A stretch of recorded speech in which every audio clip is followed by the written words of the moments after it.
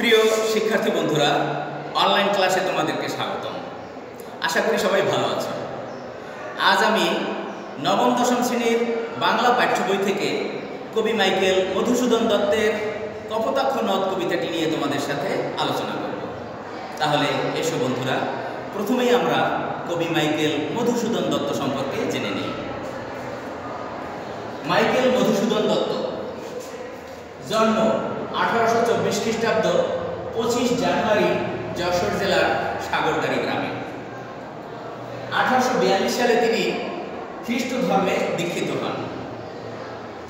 কাব্যগ্রন্থ মেঘনাদ বধ কাব্য, তিলোত্তমা সম্ভব কাব্য, বীরাঙ্গনা কাব্য, ব্রজাঙ্গনা কাব্য ও চতুর্দশপদী কবিতাবলী। নাটক কৃষ্ণকুমারী, শর্মিষ্ঠা ও পদ্মাবতী। বন্ধুরা, এখানে উল্লেখ্য যে শর্মিষ্ঠা বাংলা সাহিত্যের সর্বপ্রথম সার্থক নাটক এবং কৃষ্ণকুমারী বাংলা সাহিত্যের সর্বপ্রথম ট্র্যাজেডি নাটক। প্রহসন একেই কি বলে সভ্যতা ও বুড়ো শালিকের ঘাড়ে রং। মৃত্যু 1873 খ্রিস্টাব্দ 29 জুন এই মহান কবি মৃত্যুবরণ করেন। বন্ধুরা, আমরা কবি মাইকেল মধুসূদন দত্ত সম্পর্কে জানলাম।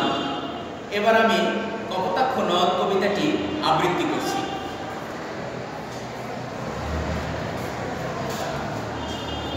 কপোতাক্ষ নদ, মাইকেল মধুসূদন দত্ত। সতত হে নদ তুমি পড়ো মোর মনে, সতত তোমার কথা ভাবিয়ে বিরলে। সতত যেমতি লোক নিশার স্বপনে শোনে মায়া মন্ত্র ধ্বনি, তব কলকলে জুড়াই এ কান আমি ভ্রান্তির ছলনে। বহু দেশে দেখিয়াছি বহু নদ দলে, কিন্তু এ স্নেহের তৃষ্ণা মিটে কার জলে। দুগ্ধ স্রোতরূপী তুমি জন্মভূমি স্তনে, আর কি হে হবে দেখা যতদিন যাবে। প্রজারূপে রাজরূপ সাগরের দিতে, বাড়ি রূপ করো তুমি এ মিনতি। গাবে বঙ্গজনের কানে শখে সখারিতে নাম তার, এ প্রবাসে মজি প্রেম ভাবে লইছে যে তব নাম বঙ্গের সঙ্গীতে। বন্ধুরা, আবৃত্তি শুনলে এবার আমরা কয়েকটা শব্দার্থ জেনে নেব। তোমরা কি বলতে পারবে সতত শব্দের অর্থ কি? সতত শব্দের অর্থ হচ্ছে সর্বদা। বিরলে শব্দের অর্থ হচ্ছে একান্ত নিরিবিলিতে। নিশা শব্দের অর্থ রাত্রি। ভ্রান্তি অর্থ ভুল। বাড়িরূপ কর এর অর্থ হচ্ছে প্রজা যেমন রাজাকে কর বা রাজস্ব দেয়, তেমনি কপোতাক্ষ নদও সাগরকে জলরূপ কর বা রাজস্ব দিচ্ছে।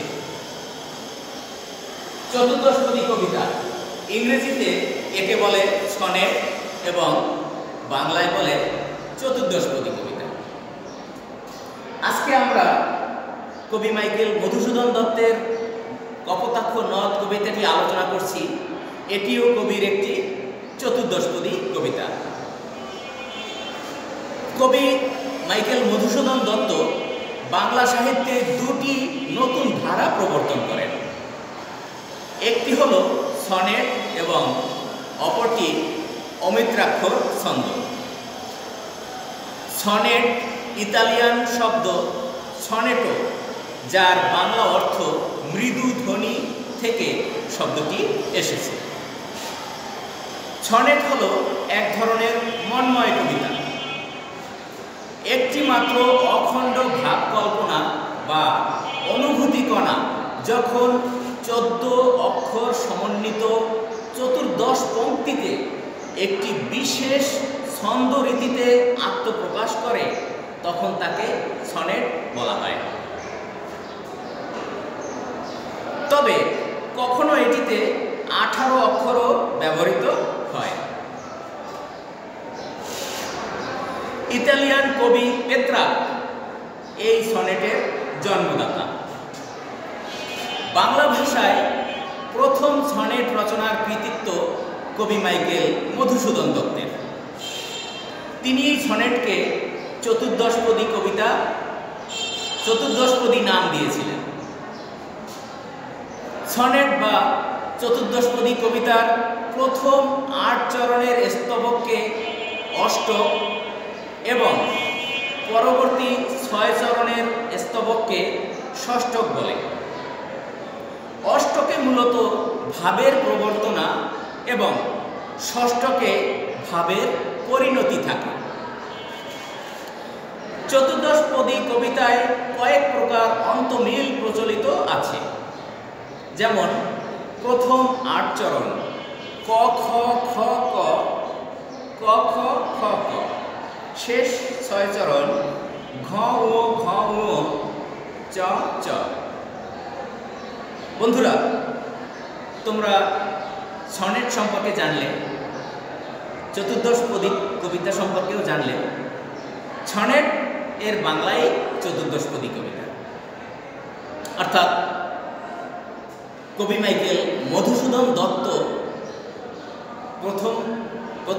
সর্বপ্রথম বাংলা সাহিত্যে এই সনেট প্রচলন করেন এবং তিনি এই সনেটকে চতুর্দশপদী নাম দিয়েছিলেন। অতএব তোমরা বুঝতে পারছো সনেট বা চতুর্দশপদী কবিতা কি। কপোতাক্ষ নদ কবিতাটি মাইকেল মধুসূদন দত্তের একটি চতুর্দশপদী কবিতা। এটা আমরা আগেই বলেছি। এই কবিতার মাধ্যমে তিনি সুদূর ফ্রান্সে বসে স্বদেশের প্রতি তার যে ভালোবাসার আকুতি, তার যে দেশপ্রেম, তা উপস্থাপন করার চেষ্টা করেছেন। বন্ধুরা, শৈশবে তিনি কপোতাক্ষ নদের তীরে বেড়ে উঠেছেন। এই কপোতাক্ষ নদের পানি তিনি পান করেছেন, এই নদে তিনি সাঁতার কেটেছেন, এই নদের তীরে তিনি বড় হয়েছেন খেলাধুলা করে। তার কাছে এই কপোতাক্ষ নদের পানি মাতৃদুগ্ধ তুল্য। শৈশব ও কৈশোরের সেই মধুর স্মৃতি কবিকে বিদেশে অবস্থানকালে বিশেষভাবে স্মৃতিকাতর করে তোলে। তিনি তার শৈশবের স্মৃতি বিজড়িত কপোতাক্ষ নদের কথা বারবার স্মরণ করেছেন এবং এই স্মরণের মাধ্যমেই তিনি তার দেশপ্রেমের কথা কপোতাক্ষ নদ কবিতায় অত্যন্ত নিখুঁতভাবে তুলে ধরেছেন। বন্ধুরা, আমরা আজ জানলাম কবি মাইকেল মধুসূদন দত্ত সম্পর্কে, কপোতাক্ষ নদের মূল কথাটি কি, কবির দেশপ্রেম সম্পর্কে জানলাম, সনেট সম্পর্কে জানলাম, সনেট বা চতুর্দশপদী কবিতা সম্পর্কে জানলাম। আগামী ক্লাসে আমরা এই কপোতাক্ষ নদ কবিতাটি এর ব্যাখ্যা বিশ্লেষণ বিস্তারিত আলোচনা করব। আজ তাহলে এখানেই শেষ করছি। সবার প্রতি রইল শুভকামনা। আল্লাহ হাফেজ।